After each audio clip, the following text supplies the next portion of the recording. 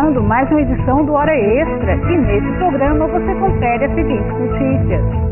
Vara do Trabalho de Lusiânia, em Goiás, inaugura o processo judicial eletrônico. O PJE também chega ao segundo grau da 18ª região. E veja ainda a entrevista com o juiz Rodrigo Dias da Fonseca, que fala sobre o polêmico banco de horas.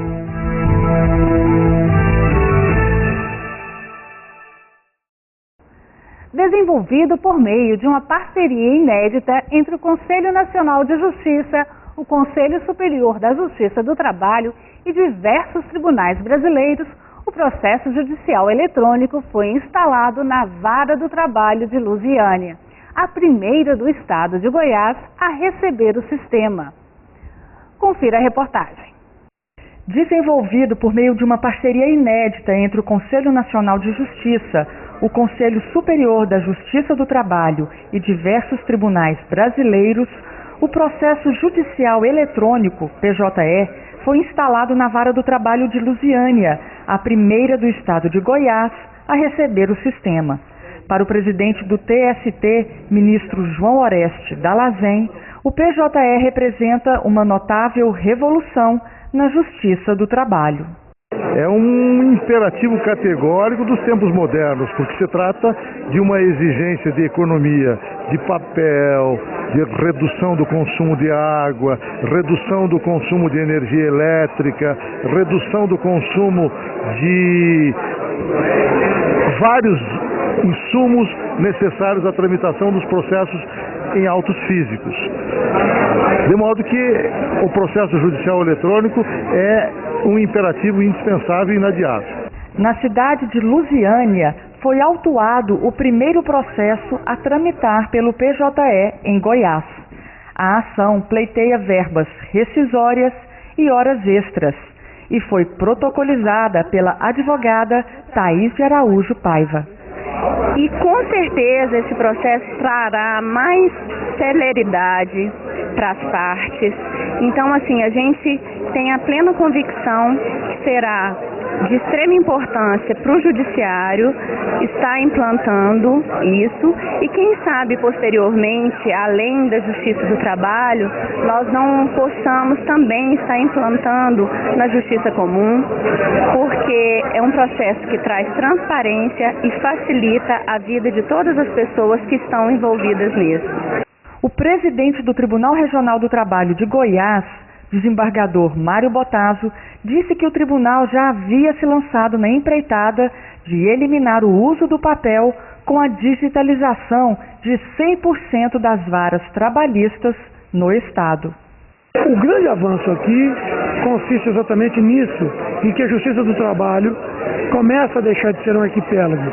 Como disse o ministro Dallazen, são mais de 40 soluções diferentes no Brasil todo e isso é inadmissível, é inadministrável um judiciário em que 40 soluções diferentes coexistem e sem se comunicar entre si. Então nós estamos agora dando um passo muito importante. Deixar o papel foi importantíssimo. Partir para essa uniformização é um outro passo de importância talvez igual ou talvez até maior do que provavelmente deixar o papel. Nós estamos abandonando a insularização, a pulverização. Isso é fantástico que isso esteja acontecendo aqui. O processo judicial eletrônico vai substituir mais de 40 sistemas de informática existentes hoje no Poder Judiciário. Trata-se de uma solução única, gratuita, em linguagem moderna e atenta aos requisitos de segurança. Um processo moderno, uno, nacional e definitivo. Essas foram as qualidades ressaltadas pelo ministro João Oreste Dallazen, presidente do TST, durante a solenidade de implantação do processo judicial eletrônico, PJE, no segundo grau da 18ª região. Segundo o ministro, a nova versão do sistema que foi implantada em Goiás reúne novas e expressivas funcionalidades, representando um notável avanço no processo eletrônico já existente. para Dalazen, a implantação do PJE é uma revolução silenciosa que vai garantir cidadania e acessibilidade a toda a justiça brasileira. O PJE é um avanço notável em sintonia com os tempos modernos, em que se exige sustentabilidade ambiental para o crescimento econômico. Nós precisamos de um processo judicial que suprima a utilização do papel e que implique uma substancial redução de gastos públicos com transporte, com aluguel, com um número enorme de servidores, etc.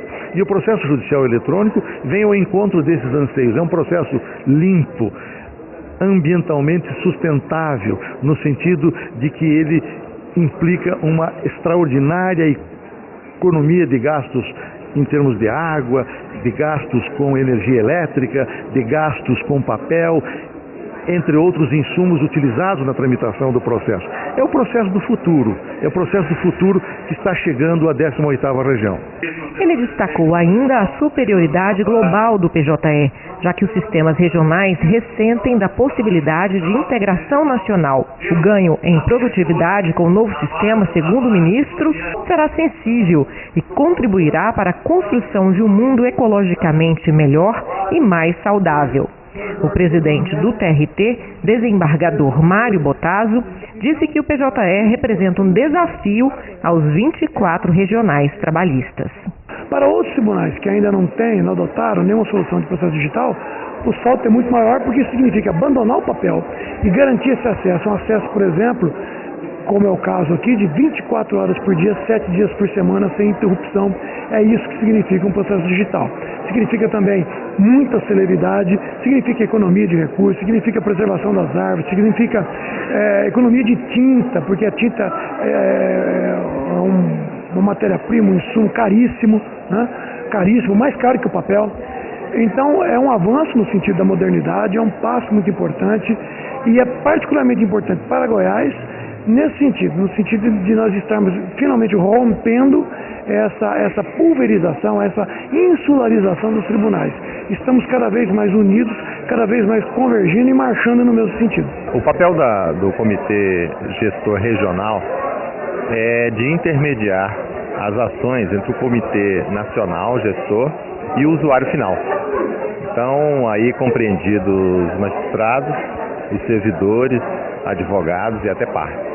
Então, é lógico que um programa novo, né, sendo implementado, irão surgir dúvidas, irão surgir alguns problemas iniciais, porque estamos numa nova etapa, né, e que, obviamente, isso sempre causa algum desconforto, e essas questões são levadas ao comitê regional, que é um órgão consultivo da administração.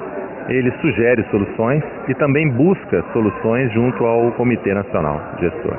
Entre as vantagens do processo judicial eletrônico implantado no 2º grau da 18ª região estão a simplificação e facilidade do sistema, passagem dos autos entre gabinetes e turmas sem que se mova um papel, editor próprio para elaboração do voto e sua disponibilização imediata a todos os desembargadores, edição do voto na sessão, distribuição automática de ações, votação extraoficial antecipada e disponibilização imediata antes da sessão, utilização de modelos de despachos e decisões, assinatura digital em lote dos acórdãos, envio ilimitado de arquivos, disponibilização de boletim estatístico, fluxos definidos na tramitação judicial, juntada automática de petições pelo advogado.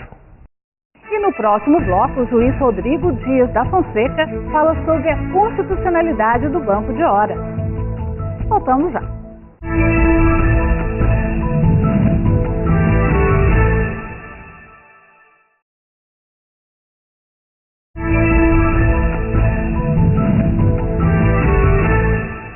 Introduzido no país em 1998 pela Lei 9.601, o Banco de Horas foi criado para permitir a compensação das horas extraordinárias de um dia pela correspondente diminuição da jornada de trabalho em outro dia. Mas o Instituto causa polêmicas. Ele surgiu para facilitar a vida dos empresários. Mas como fica o direito do trabalhador ao pagamento de horas extras? Para falar sobre esse assunto, o convidado de hoje do Hora Extra é o juiz Rodrigo Dias da Fonseca. Doutor Rodrigo, como funciona o banco de horas? O banco de horas é um sistema mais alargado, mais intenso de compensação de jornada. Basicamente, a diferença é que no sistema de compensação de jornada tem-se admitido que o trabalho feito a mais em um dia possa ser compensado com um decréscimo semelhante num dia da mesma semana, ao passo que no sistema do banco de horas, essa conta para que seja feita a compensação pode abranger um período máximo de um ano. Por isso que popularmente passou a ser conhecido o sistema como justamente banco de horas, porque vai se acumulando um saldo positivo ou negativo de horas trabalhadas a serem compensadas ou de horas ainda não trabalhadas sujeitas a trabalho futuro, para que seja feita a conta ao final do prazo, para que se saiba se o empregado tem ou não direito ao pagamento daquelas excedentes. Né? E existe um limite para esse banco de horas? Existe um limite diário, fixado lá no artigo 59 da CLT, que estabelece um limite máximo por dia de trabalho de 2 horas extras. Então, ou seja, mesmo no sistema do banco de horas, a cada dia o empregado trabalhará no máximo 10 horas. E no final do período fixado por banco de horas, que é de no máximo 1 ano, mas não necessariamente de 1 ano, ao final desse período, o somatório da duração semanal do trabalho não pode ultrapassar 44 horas em cada uma dessas semanas. Se acaso o empregador propuser a esse empregado, olha, hoje existe uma excepcionalidade, eu preciso que você estenda a sua jornada acima desse limite de 10 horas diárias. Você trabalha 4 horas a mais hoje, que eu te compenso sexta-feira ou qualquer dia. Isso é possível? Qual a penalidade para esse empregador caso haja? Bom, o limite para a compensação da jornada, inclusive no sistema do banco de horas, especialmente no sistema do banco de horas, porque a previsão expressa nesse sentido, é que o trabalhador labore no máximo 10 horas, de tal forma que se houver extrapolamento disso, esse extrapolamento é sujeito ao pagamento de horas extras regulares. Desde que na forma como você está me questionando, porque se esse trabalho extraordinário for habitual e não por uma necessidade excepcional, aí todo o sistema compensatório, inclusive o banco de horas, perde validade. Porque já há jurisprudência simulada, entendimento consolidado de que a prorrogação, o trabalho extraordinário habitual é incompatível com o sistema de compensação de jornadas. Né? E como é que é feito esse controle desse banco de horas? Como é que o empregado pode ter o controle do crédito de horas a que ele tem direito? É certo que o empregado faz jus ao acompanhamento, digamos assim, do saldo, para fazermos jus à analogia ao banco de horas, né? Ao saldo que tem a pagar ou a receber das horas extras já trabalhadas ou ainda a trabalhar. Né? O Tribunal Superior do Trabalho decidiu, há uns 2 meses atrás, ficou muito famosa a decisão, de que não valia o banco de horas, apesar de a compensação ter sido feita aparentemente com regularidade, porque foi descumprido um dispositivo de uma convenção coletiva que estabelecia a necessidade do empregador de mensalmente disponibilizar ao empregado o acesso a esse saldo. Que o acesso é devido, é evidente que sim, né? Da mesma forma que eu, você, qualquer um de nós, temos de ter acesso ao seu saldo numa conta bancária. Mas a periodicidade com que o empregador tem que fornecer essa informação depende da forma como a regra for estabelecida na norma coletiva que instituiu o banco de horas. Né? O banco de horas, ele permite a supressão do direito constitucional ao pagamento das horas extras quando o empregado exceder as suas 8 horas diárias de trabalho. E não existe aí uma contradição, uma afronta ao que prevê a própria Constituição e ao direito de proteção desse trabalhador? Você se refere ao não recebimento adicional? Sim. Né? Não. Há um prejuízo para esse empregado? Há um prejuízo potencial, claro, né? Mas é a própria Constituição que autoriza que assim seja feito. Quando a Constituição autoriza, determina a jornada ordinária máxima de 8 horas e 44 semanais, no mesmo dispositivo estabelece a possibilidade da compensação de jornada, o que explicitamente já está a indicar que a eventual sobrejornada em um dia será compensada com o decréscimo equivalente em outro sem que haja necessidade do pagamento daquelas horas extras. É claro que é justamente para isso, é justamente em virtude desse potencial prejuízo que se exige um prévio ajuste coletivo ou individual para que assim possa ser feito. Porque se a compensação acontecer sem acordo individual ou coletivo, sem convenção coletiva, é possível que a compensação, matematicamente falando, tenha ocorrido. Mas nesse caso será devido o pagamento apenas do adicional de horas extras daquele dia em que houve a sobrejornada, justamente porque se tornará injusta essa compensação de uma hora que é mais cara com uma outra mais barata. Isso só não acontece quando há regular ajuste anterior, justamente por conta dessa negociação prévia. Agora, no caso do banco de horas é um pouquinho diferente, porque a despeito da legislação se referir a acordo e convenção coletiva da mesma forma, e no que diz respeito ao acordo, surge sempre uma dúvida, né, se esse acordo tem que ser individual, pode ser individual, ou se tem que ser necessariamente coletivo. No caso do banco de horas, diferentemente da compensação semanal, para o caso de banco de horas, a jurisprudência caminhou e tem se consolidado no sentido de que se exige aí o ajuste, o acordo coletivo, porque de fato no sistema de banco de horas o prejuízo potencial ao empregado é muito maior, dada a extensão do período em que pode ser feita essa compensação. Né? Certo. Também tem a questão do trabalho nos feriados e finais de semana, como é que ficaria essa compensação do banco de horas. Mas eu gostaria que o senhor falasse sobre esse assunto no próximo bloco. Nós vamos para um rápido intervalo e voltamos já. Hoje falando sobre banco de horas. Não saia daí.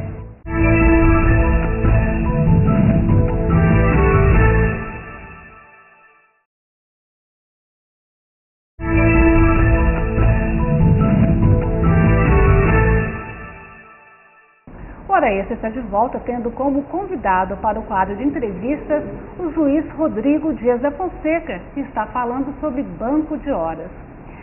Doutor Rodrigo, como fica a compensação das horas trabalhadas nos sábados, domingos e feriados?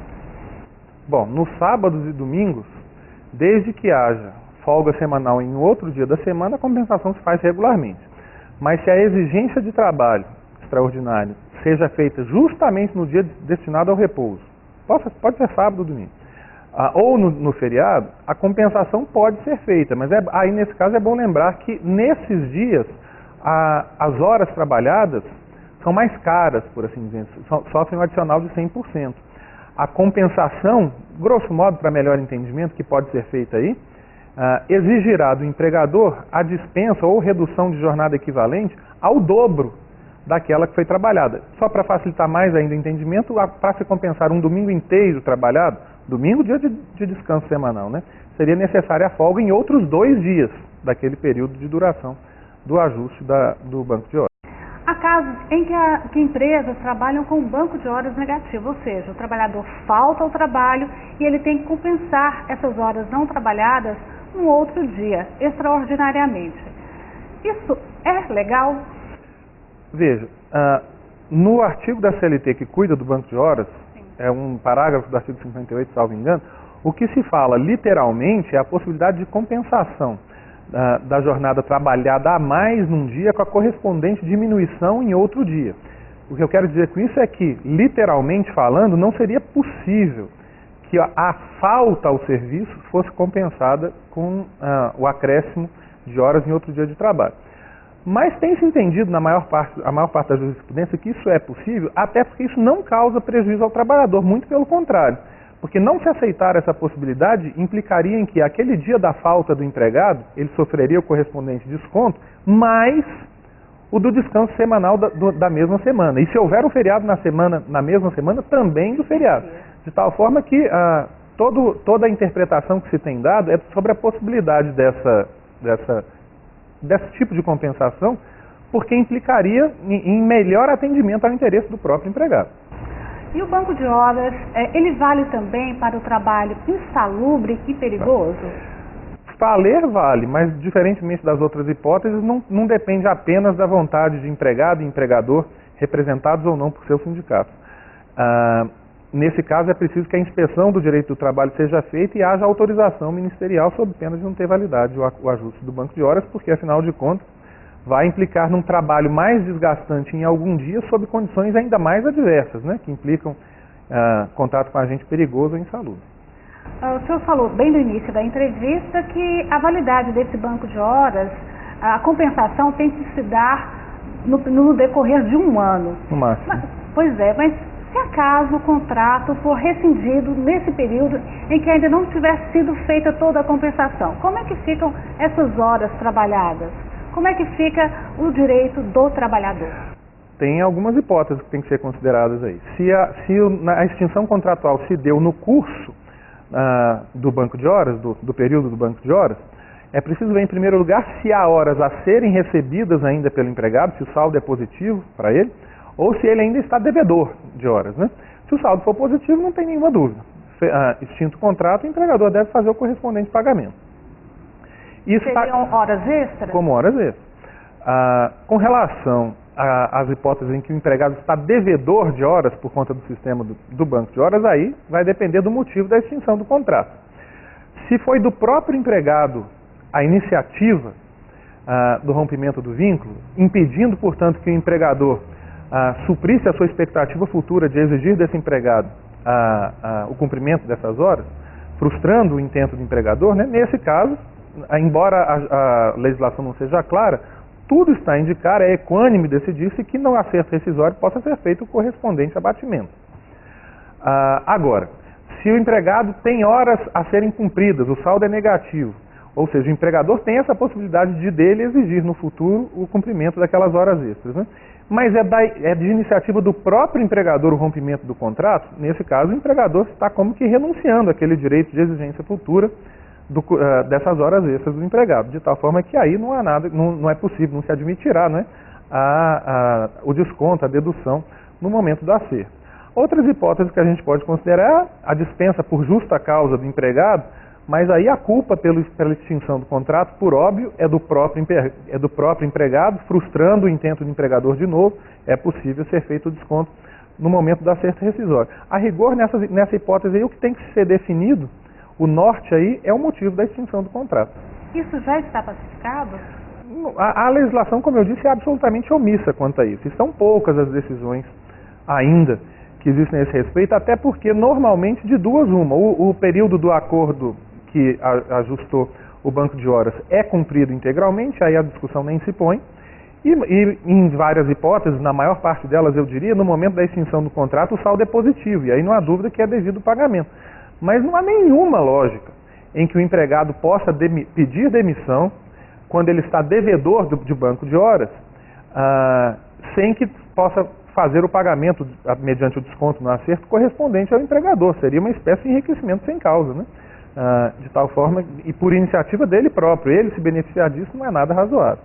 Dizer-se que isso está absolutamente pacificado é falso, porque a pacificação exige uma série de decisões pacificamente no mesmo sentido, e essa quantidade de decisões que nos levaria a afirmar está pacificado ainda não aconteceu, né? Ok. Eu conversei com o juiz Rodrigo Dias da Fonseca sobre banco de horas. Doutor Rodrigo, muito obrigada pela sua presença aqui no Hora Extra. Eu que agradeço, Márcia. Quando precisar, estou à disposição. Essa edição do Hora Extra chega ao fim. Como sempre, muito obrigada pela sua participação. E você acompanha mais notícias sobre a Justiça do Trabalho do Estado de Goiás no Facebook e no Twitter.